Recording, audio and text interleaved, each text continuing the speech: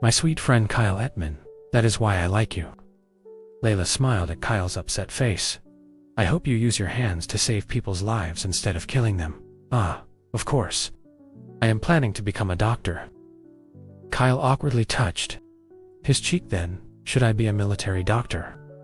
Do they give medals to military doctors? If you save a lot of people, wouldn't they give you one? It's a better achievement than killing. Really. The two arrived at the crossroad, amidst their conversation. Ettman's house was at the end of the road, leading to the left. Ah, I left the geometry note I promised to lend you at home. Kyle wrinkled his eyes in sudden realization. Then come in time for dinner later. Make sure to bring the notes. Hey. Are you planning to wait for me, or the notes? The notes. Layla brazenly replied as she soon burst into a mischievous laughter. Kyle started to rush home. You don't have to hurry. Dinner takes time anyway. Layla loudly shouted toward Kyle's back. Don't bother. I'm going straight to your house, after picking up my notes. Kyle's retort was even louder. Layla shook her head at Kyle's stubbornness, and started to ride her bike towards the Plotinus road, leading to the Arvis mansion. Matthias pulled the car over in the front of the mansion driveway. The driver and the butler panicked at their master's abrupt request. Duke Herhart's return was sudden. The Arvis servants and residents were busy frantically moving around to prepare for the Duke's early arrival. As a result, his arranged social gatherings with the nobles were all moved up. Butler Hessen swallowed his dry saliva out of nervousness. Master, we still haven't. I want to take a walk. Matthias cut off the butler's words with his calm tone. The driver hesitantly got off his seat and opened the backseat door. No. Matthias briefly shook his head towards Hessen, who was about to follow him out.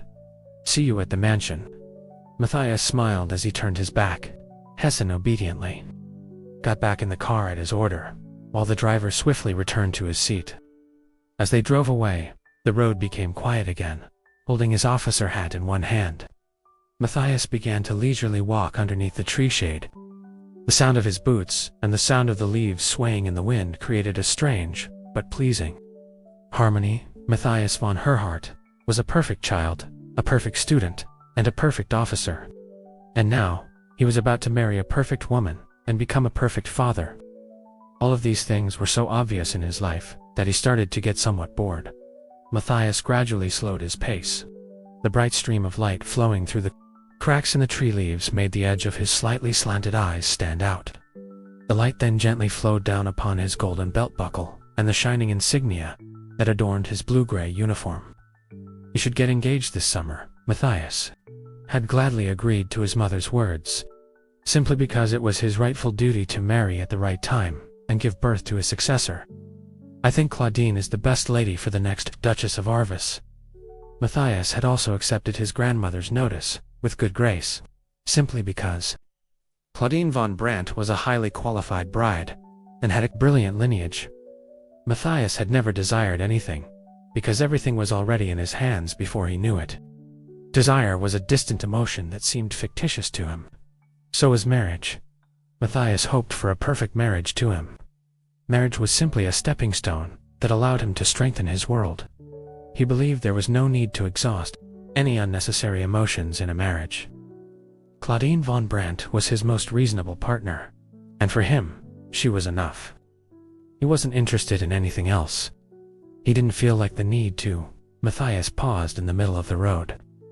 He had suddenly sensed an unexpected presence of a woman. When he raised his head, the shredded sunlight pierced his eyes. Matthias turned his eyes at a woman riding a bicycle headed towards his way. When he slowly backed away, the woman brushed past his left. Her clear golden locks fluttered in the air like waves. Layla Llewellyn. The moment Matthias remembered her name, the woman flicked her head towards his direction. The woman's green eyes widened when she met eyes with the man, while they stared at each other. Layla had lost her balance and fell from her bicycle. Her screams were heard as the bicycle made an impact against the ground, even after her collapse. The wheels of the bicycle still continued to wildly turn. Matthias steadily approached the woman who fell on the street. The woman raised her head underneath his shadow. Without a doubt, it was Layla Llewellyn. a little girl who was a crazy bird. Lover. I'm sorry, my lord. Layla frantically bowed her head to apologize. She waited for him to pass her by.